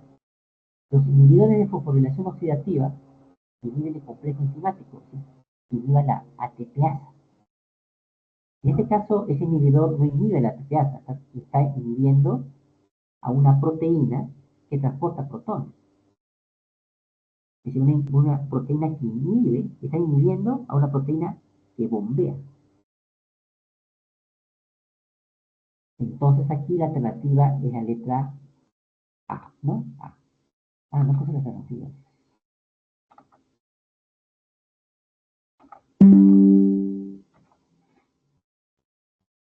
La primera es falsa,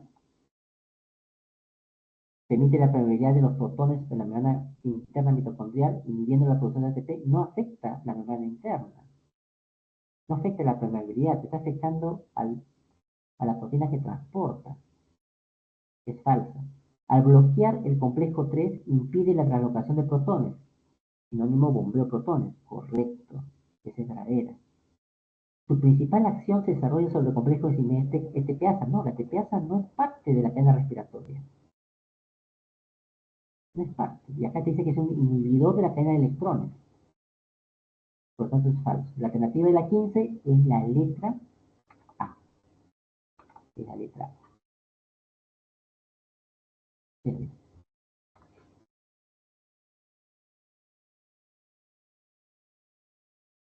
Listo, jóvenes, eso sería la explicación por hoy. Hasta la siguiente semana.